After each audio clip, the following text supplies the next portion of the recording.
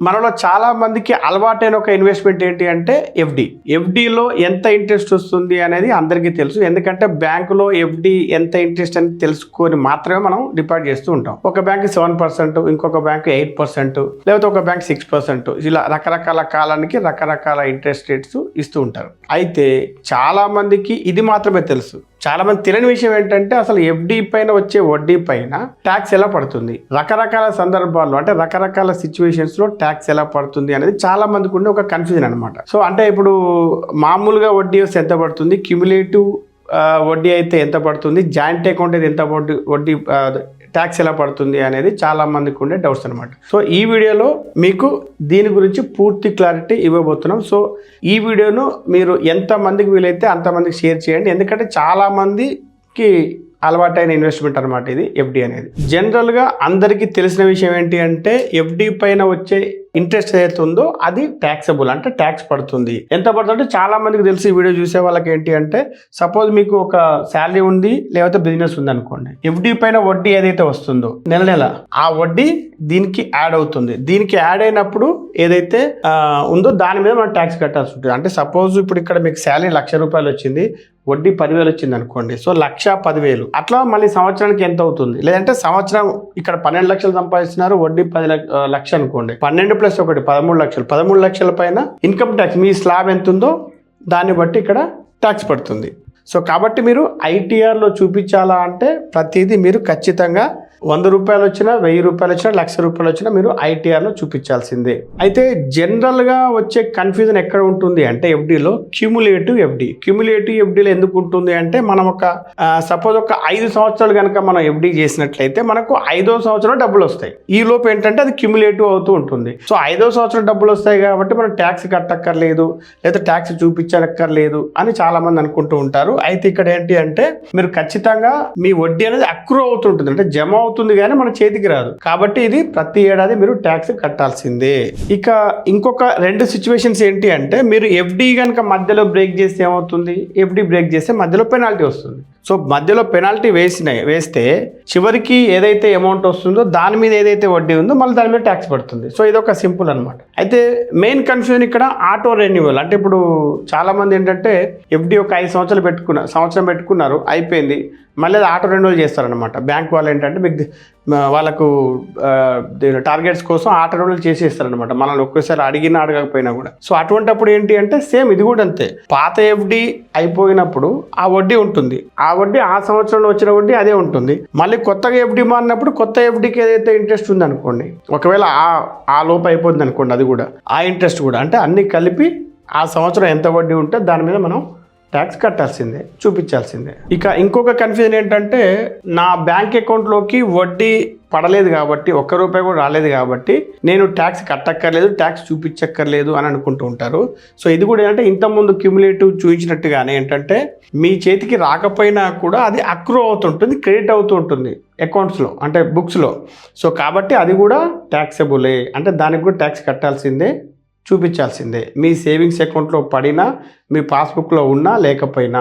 ఇప్పుడు అస్సలు కన్ఫ్యూజన్ ఎక్కడ వస్తుంది అంటే జాయింట్ అకౌంట్స్ ఉన్నప్పుడు, అంటే wife and husband joint account ఉన్నప్పుడు వస్తుంది అనమాట. మరి ట్యాక్స్ ఎలా పడుతుంది అంటే ట్యాక్స్ ఎవరు కట్టాలి, సగం సగం పడుతుందని చాలా మంది అనుకుంటారు. కానీ యాక్చువల్గా ఏంటంటే ఇప్పుడు ఎగ్జాంపుల్ రవి అనే వ్యక్తి తన సొంత డబ్బు అంటే 10 లక్షలు తీసుకెళ్లేసి జాయింట్ అకౌంట్లో ఎఫ్డి చేశాడనమాట. సో చాలా మంది ఏమనుకుంటారు అంటే అది సగం సగం ట్యాక్స్ పడుతుంది, దీని మీద వచ్చే వడ్డీ మీద సగం సగం అనుకుంటారు.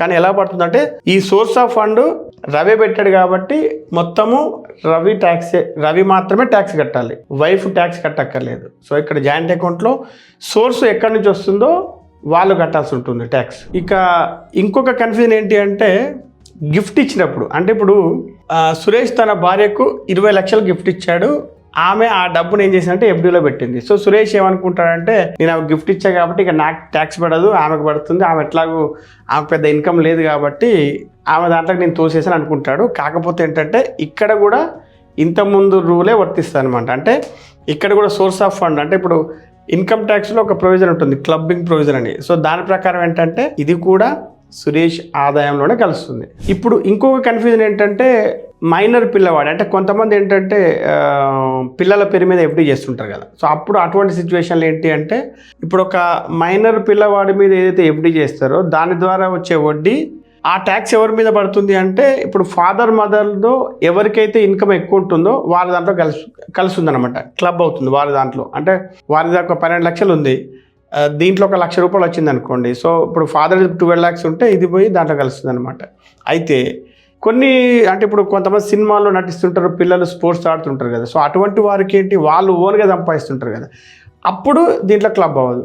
మళ్ళీ వారికి సపరేట్ ఇన్కమ్ ట్యాక్స్ రూల్స్ ఉన్నాయి, దాని ప్రకారం వారికి ట్యాక్స్ పడుతుంది. ఇక్కడ కలవదు. అంటే ఇప్పుడు సపోజ్ మన క్రికెటర్ వైభవ్ సూర్యవంశీ మైనర్ కాబట్టి, సో ఆయన ఒకవేళ ఎఫ్డీ చేస్తుంటే దాంట్లో వచ్చే ఏదైతే ఇంట్రెస్ట్ ఉందో వడ్డీ, అది వాళ్ళ పేరెంట్స్కి కలవదు. దానికి మళ్ళీ సపరేట్ ఇన్కమ్ ట్యాక్స్ ప్రొవిజన్ ప్రకారం కట్ అవుతుంది. ఇప్పుడు ఇక మెయిన్ క్వశ్చన్ ఏంటంటే రిటైర్డ్ పర్సన్స్కు ట్యాక్స్ ఎలా పడుతుంది ఎఫ్డీలో డబ్బులు పెడితే. సో వీళ్ళకి ఏంటంటే నార్మల్గానే వీళ్ళకి వడ్డీ పైన ట్యాక్స్ అనేది ఉంటుంది ఖచ్చితంగా. ఒక ప్రిన్సిపల్ పై అంటే అసలు ఏదైతే ఉందో దాని మీద మాత్రం వీళ్ళకు ట్యాక్స్ రిడక్షన్ ఉంటుంది.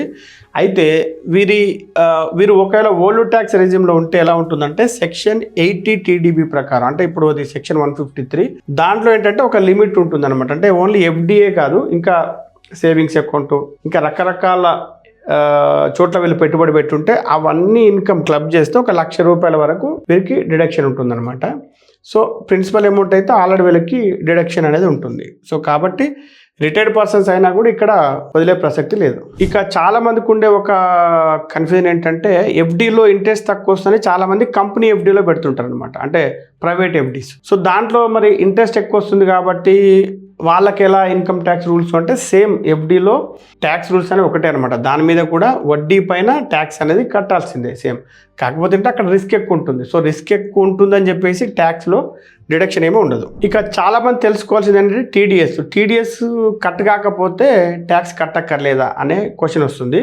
సో టీడీఎస్ కట్ అయినా కట్టకపోయినా టీడీఎస్ ఏంటంటే ఒక లిమిట్ దాటితేనే కట్ అవుతుంది కాబట్టి మీరు టీడీఎస్ కట్ అవ్వకపోయినా కూడా మీరు ఐటీఆర్లో చూపించాల్సిందే. దానికి తగ్గట్టు అది మళ్ళీ మీ ఇన్కమ్కి క్లబ్ అవుతుంది, దాన్ని మీరు ట్యాక్స్ కట్టాల్సిందే దాని ప్రకారం. సో చాలామంది చేసే మిస్టేక్ అనమాట, టీడీఎస్ వేరు ఇన్కమ్ ట్యాక్స్ అనేది వేరనమాట. సో టీడీఎస్ మళ్ళీ కట్టేనంత మాత్రాన మీరు ట్యాక్స్ ఆల్రెడీ కట్టేసినట్టు కాదు. ఎందుకంటే మీరు ఏదైతే టీడీఎస్ కడతారో అది ఆల్రెడీ మీ ట్యాక్స్ స్లాబ్ ఎంత ఉందో చూసుకోవచ్చు. సో ట్యాక్స్ స్లాబ్ దాటితేనే కాబట్టి మీకు క్రెడిట్ అనేది వస్తుంది అనమాట. సో దాన్ని మీరు ఫైల్ చేసుకుంటే మీకు అది మళ్ళీ క్రెడిట్ అవుతుంది, లేకపోతే అది గవర్నమెంట్ ఖాతాలోకే వెళ్ళిపోతుంది అనమాట.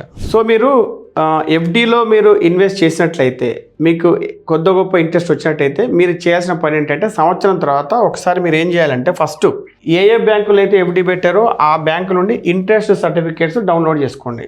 ఆ తర్వాత మనకి ఏఎస్ అనే ఒక యాప్ ఉంటుంది ఫోన్లోనే, యాన్యువల్ ఇన్ఫర్మేషన్ స్టేట్మెంట్, దాంట్లో ఫామ్ 26AS. సో అది దాంట్లో కూడా చూపిస్తుంది అనమాట ఎంత వడ్డీ వచ్చింది అనేది. ఇది కరెక్ట్ ఉందా లేదా ఒకసారి చెక్ చేసుకోండి. ఆ తర్వాత ఈ వడ్డీ అనేది మనము ఇన్కమ్ ఫ్రమ్ అదర్ సోర్సెస్ కింద చూపించాల్సి వస్తుంది, అది చూపిస్తారు కూడా. సో అందుకనే అది మన ఇన్కమ్కి యాడ్ అవుతుంది అనమాట. నెక్స్ట్ ఏంటంటే ఓల్డ్ రెజ్యూమ్లో కనుక మీరు ఉంటుంటే ఇంతకుముందు చెప్పినట్టుగా సెక్షన్ 80 TTB, అంటే ఇప్పుడు అది 153 అయింది. సో దాని తగ్గట్టు ఎంత డిడక్షన్ వస్తుందో అంత డిడక్షన్ మీరు క్లెయిమ్ చేసుకోవచ్చు.